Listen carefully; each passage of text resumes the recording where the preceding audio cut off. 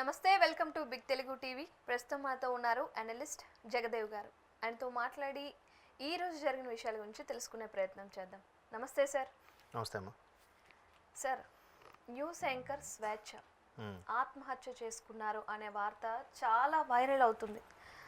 నిన్న నైట్ నుంచి చూసుకున్నట్లయితే అంటే ఒక రకంగా బాధాకరమైన విషయమే. ఎందుకంటే అంత ధైర్యవంతురాలు, అంత మంచి మనిషి ఆత్మహత్య చేసుకోవాల్సిన అవసరం ఏమొచ్చిందంటారు? అసలు ఏం జరిగి ఉంటుంది? అసలు రాత్రి న్యూస్ 11 గంటలకు తెలిసినట్టుందండి. న్యూస్ అవును, గ్రూపుల్లోనూ అన్నిట్లో కూడా, మీడియా గ్రూపులు అన్నిట్లో కూడా ఉంది. చూసి ఒక్కసారిగా నేను ఆశ్చర్యపోయాను. ఎందుకంటే రీసెంట్గా ఆమె ధైర్యవంతురాలు, ఇట్లా తెలంగాణ ఉద్యమంలో కూడా కీలక భూమిక పోషించారు యాజ్ ఏ మీడియా పర్సన్గా.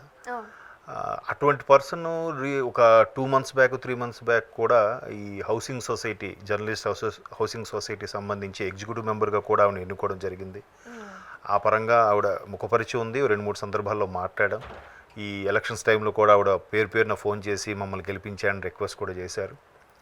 సో స్టేజ్ పైన అంతమందిలో కూడా నిలబడి మాట్లాడి ధైర్యంగా ఎదుర్కొనే person. But and more over యాక్టివ్గా, చలాకీగా ఉంటారు. అటువంటి ఆవిడ సూసైడ్, చనిపోయారు అనేదే షాకింగ్. సూసైడ్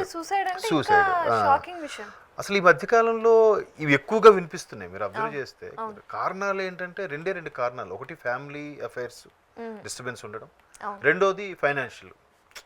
ఇవి చాలా ఆశ్చర్యం అనిపిస్తుంది. అంటే ఎంత ధైర్యవంతులైనా కానీ దీనికి బెస్ట్ ఎగ్జాంపుల్ ఏంటంటే హీరో ఉదయ్ కిరణ్ గారు సూసైడ్ చేసుకున్నప్పుడు అదే అంశం మీద ఆర్కే గారితో ఇంటర్వ్యూలో రంగనాథ్ గారు, సీనియర్ నటులు రంగనాథ్ గారు డిస్కస్ చేసినప్పుడు, నాకు తెలుసుంటే నేను ఆ పని కానిచ్చేవాడిని కాదు, నేను ఎలాగైనా ఆపేవాడిని అని చెప్పిన ఆయనే అక్కడికి 1 year తర్వాత ఆయన సూసైడ్ చేసుకున్నాడు. అంటే ఆ నిమిషము అలా ప్రేరేపిస్తుందేమో ఏంటో మరి. అసలు ఇంకోటి తెలుసా అండి, దానికి చాలా ధైర్యం కావాలి. ఎంత ధైర్యం కావాలంటే మరి అందులో హ్యాంగింగ్, ఇప్పుడు పోనీ నిద్ర మాత్రం మింగారు అంటే నిద్రలో తెలియకుండా ఏదో అవుతుంది.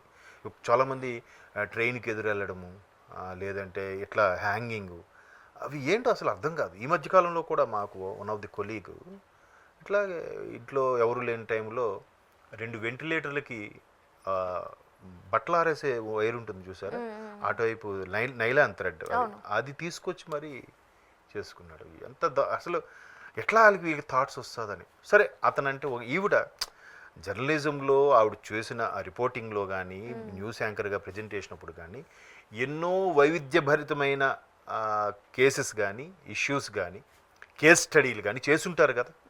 ఈవెన్ జర్నలిజం కోర్స్ చేసేటప్పుడు కానీ, ప్రొఫెషన్ పరంగా కానీ, ఈవెన్ న్యూస్ చెప్పేటప్పుడు కూడా వాళ్ళే ఇలాంటివి రోజుకి 100 చెప్తూ ఉంటారు. ఎగ్జాక్ట్లీ, రోజు ఇలాంటివి చూస్తూనే ఉంటారు. అదే అంటే ఆవిడ హౌసింగ్ సొసైటీ పొలిటికల్ దీంట్లో ఉన్నప్పుడు కూడా ఒకరి మీద ఒకరు దుమ్మెత్తి పోసుకోవడం, పొలిటికల్ స్ట్రాటజీ, పొలిటికల్ స్టంట్ నడుస్తున్నప్పుడు కూడా ఆవిడ ఎక్కడ ఫీల్ అయినట్టు కానీ ఆవిడ ముఖంలో ఎప్పుడు చూడలే. ఎప్పుడు దానితోడు లుకింగ్ సో క్యూట్, బాగా అట్రాక్టివ్గా కనిపిస్తూ ఉంటారు కూడా పర్సన్. అటువంటి ఆవిడ అంత ధైర్యంగా ఎదుర్కొని అంత ఇదిగా ఉండే పర్సన్ ఇట్లా ఏ సున్నిత అంశం టచ్ అయ్యి ఇలాగ అయ్యారా, లేదంటే మనసు చెలించిపోయి ఎట్లా జరిగిందా? మీరు అన్నట్టు ఆ ఫ్రాక్షన్ ఆఫ్ సెకండ్స్ అది దాటిపోతే మళ్ళీ ఏం కాదు అంతే. సో అటువంటి స్మార్ట్ యాంకర్ కూడా ఇట్లా చేయడం అనేది. ఇంకోటి ఏంటంటే ఇప్పుడు మనం నలుగురికి చెప్పే స్టేజ్లో ఉండేవాళ్ళు వీళ్ళే ఎలా చేసుకుంటే చూసే వాళ్ళకి ఎలా ఉంటుంది. ఇక్కడ రెండు యాంగిల్స్లో 2 వెర్షన్స్ ఉన్నాయి.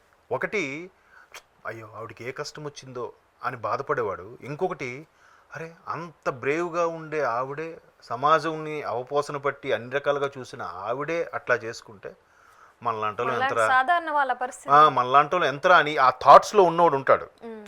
అట్లాంటోడికి ఇది మరికొద్దిగా ప్రేరేపించినట్టే ఉంటుంది. ఎందుకంటే ఒకసారి సూసైడ్ అటెంప్ట్ చేసిన వాళ్ళకంట దాని నుంచి బయటపడితే కంపల్సరీగా వాళ్ళకి కౌన్సిలింగ్ ఇవ్వాలి. అండ్ మోర్ ఓవర్ వాళ్ళకి ఒక సైకాట్రిస్ట్కి చూపించాలి. వాళ్ళు సింగిల్గా ఎట్టి పరిస్థితుల్లో విడిచిపెట్టకూడదు. ఈ 3 ఫాలో అవ్వాలి. ఒకటి, ఒక సైకాట్రిస్ట్ ట్రీట్మెంట్ ఇప్పించాలి. రెండోది, సింగిల్గా విడిచిపెట్టకూడదు. మూడోది, వాళ్ళు అదే థాట్లో ఉంటారు కాబట్టి కూడా వాళ్ళకు ఎవడో ఉంటున్నట్టుగానే మోటివేషన్ కానీ సరదాగానే ఆ జోనర్ నుంచి బయటకు వచ్చేలా చేయాలి. ఎందుకంటే దీనికి సంబంధించి రీసెంట్గా ఒక కేసు కూడా చూశాను. నా మిత్రుడి తాలూకా బిడ్డ ఇట్లాగే ఏదో సమ్ ఇష్యూ మీద కోసుకోవడం గట్రా చేసింది. వెంటనే తేరుకుని ఉంటే ఆ అమ్మాయి సేవ్ అయింది. అక్కడికి 1 monthలో మళ్ళీ పైనుంచి అటెంప్ట్ చేసి చనిపోయింది. సో ఇంకా అదే ట్రాన్స్లో ఉంటారంట. అది చాలా ఇబ్బందికర పరిస్థితులు. కాబట్టి జాగ్రత్తగా ఉండాలి. ఎట్లాంటి నలుగురికి చెప్పే ఈవిడ ఎట్లా చేయడం అనేది మాత్రం కొంచెం ఆశ్చర్యం అనిపిస్తుంది.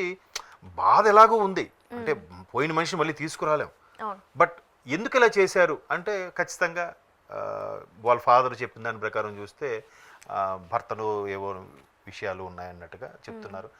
మరి ఆ భర్త వచ్చే హెరాస్మెంట్ వల్ల లేదంటే ఇంకేమైనా భర్త అంటే ఆమె ఆల్రెడీ విడాకులు ఇచ్చినట్టున్నారు కదా. అంటే అదేనండి పోనీ ఆ ప్రీవియస్ లేదంటే ఇప్పుడు ప్రెసెంట్ వేరే ఆయనతో ఉంటున్నారు. అదే ప్రెజెంట్ పోనీ భర్త అనకపోతే ఇంకా ఏమనంటే మళ్ళీ వేరే రకాల అర్థాలు వస్తాయి మేబీ. సో అట్లాగా పోనీ కలిసి ఉన్న వాళ్ళతో హెరాస్మెంట్ కానీ లేదంటే ఇంకేవో రకరకాలు. అంటే ఇప్పుడు అందరూ అన్నీ షేర్ చేసుకోలేరండి. కొంతమందితో ఇప్పుడు చాలామంది ఏం చెప్తారంటే అరే నేను బెస్ట్ ఫ్రెండ్ రా నాకు కూడా చెప్పలేదురా అంటారు. కానీ అందరూ అన్నీ పంచుకోలేనివి కొన్ని ఉంటాయి. ఈవెన్ భార్యాభర్తల మధ్య కూడా మీరు గమనిస్తే భర్తకి తెలియని యాంగిల్ భార్యలో ఉంటుంది, భార్యకి తెలియని యాంగిల్ భర్తలో కూడా ఉంటుంది. ఏదో ఒక్క కోణంలో అయినా కొన్ని ఉండిపోతాయి. అవి పూర్తి స్థాయిలో షేర్ అవ్వకూడదని కాదు, బట్ ఆ లైఫ్లో అలాగా ఇట్స్ గోయింగ్ ఆన్ ప్రాసెస్. చూసారా సర్లే నీకు ఎవరి సినిమాలో ఇట్లా పెళ్లి చేస్తే అలా ట్రైన్ పోతున్నట్టు పోతా ఉంటారని చెప్తాడే, అది జరుగుతుండే ప్రాసెస్సే. కాకపోతే అంటే ఈవిడ ఏ పరిస్థితుల్లో అంత అటువంటి దారుణమైన డెసిషన్స్ తీసుకున్నారనేది తెలియదు. మరి అటువైపు మీరు అంటున్నట్టు ఎవరైతే ఉన్నారో వాళ్ళు కూడా బలమైన పొలిటికల్ బ్యాక్గ్రౌండ్ ఉండడం వల్ల ఏమీ చేయలేకపోతున్నాం అన్నట్టు కూడా ఆ తండ్రి ఇండైరెక్ట్గా ఏవో స్టేట్మెంట్స్ ఇచ్చారు. ఎవరి రీజన్స్ వాళ్ళకుంటాయి, ఏది పక్కగా చెప్పలేం. బట్ ఏ పరిస్థితుల్లో అయినా కూడా ఇట్లా చేసుకోవడం అనేది కరెక్ట్ అయినది కాదని నా అభిప్రాయం. ఇప్పుడు ఆ పాప అనాథ అయిపోయినట్టు కదా. ఇప్పుడు ఆ తల్లిదండ్రులకి జీవితకాలం శిక్ష అది. ఒకసారి పోనీ అంటే పోయిన వాళ్ళు ఎలాగా వాళ్ళకి ఏం పెయిన్ తెలియదు, బట్ ఉన్నవాళ్ళు ఎంత పనిష్మెంట్ అంటే వాళ్ళకి నిత్యం అదొక నరకం అన్నమాట. పదే పదే గుర్తొస్తూ ఉంటారు, ఆ జ్ఞాపకాల నుంచి బయటికి రాలేరు. కాబట్టి ఇది ఏం మాట్లాడాలో కూడా అర్థం అవట్లే. ఆవిడ అంటే నోన్ ఫేసు, మ్యాక్సిమం ఛానల్స్లో పనిచేసిన ప్రతి ఒక్కరికి కూడా ఆవిడ తెలుసు, సుపరిచితురాలే. చాలా ధైర్యంగా ఉద్యమ సమయంలో కూడా రిపోర్టింగ్ చాలా అగ్రెసివ్గా చేసిన పర్సనే. ఎంతోమంది ఇదే తెలంగాణ ఉద్యమంలో యాదయ్య లాంటి వాళ్ళు పెట్రోల్ పోసుకొని పరిగెడుతున్నప్పుడు కూడా దాన్ని ప్రజెంటేట్ చేసినప్పుడు కూడా ఇలా చేయడం కరెక్ట్ కాదు, రాష్ట్రాన్ని సాధించుకోవాలి అని చెప్పిన వీళ్ళు ఈరోజు ఆవిడ అలా చేస్తే ఇంకా చెప్పేదానికి చేసేదానికి అర్థమేముంది అన్నట్టు కూడా మాట్లాడతారు కొంతమంది. విమర్శకులు ఎప్పుడూ ఉండనే ఉంటారు. బట్ ఎంత కష్టం వచ్చిందో ఆ మహాతల్లికి మరి చెప్పలేం. అయితే అది అనుమానాస్పద మృతి అయి ఉండొచ్చు కూడా అని అంటున్నారు. అంటే ఆ ఉరి వేసుకున్న విధానం కూడా కొందరు అనుమానిస్తున్నారు. అంటే రెండు వైపులా ఉంటారు మనుషులు, మనం చెప్పలేం. సో కొందరు అనుమానించే వాళ్ళు కూడా ఉన్నారు, అదెందుకో ఉరి వేసుకున్నట్లు అనిపించట్లేదు, ఏదో ప్లాన్లా అనిపిస్తుంది అని. అది చెప్పలేమండి, ఎందుకంటే పోస్ట్ మార్టం కూడా జరిగిపోయింది. ఇంతకుముందే మెసేజ్ కూడా వచ్చింది, మళ్ళీ ఆమె అంతిమయాత్ర గాంధీ హాస్పిటల్ నుంచి ఇంటికి తరలిస్తున్నారు అన్నట్టుగా డెడ్ బాడీని. బట్ రకరకాల కోణాలు ఆలోచిస్తారు.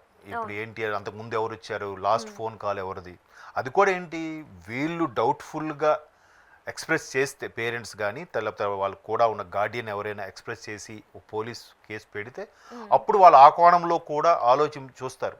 లేదంటే ఇది ఇంకా ముందుకు వెళ్ళదు, అక్కడికి అది క్లోజ్ అయిపోతుంది. కాసేపు మౌనం పాటిస్తాం, సంతాపం తెలియజేస్తాం. బట్ ఆ కుటుంబానికి ధైర్యం వాళ్ళని భగవంతుని కోరుకోవాలి తప్ప మనం ఏం చేయలేం. అంతే. Thank you so much. Thank you.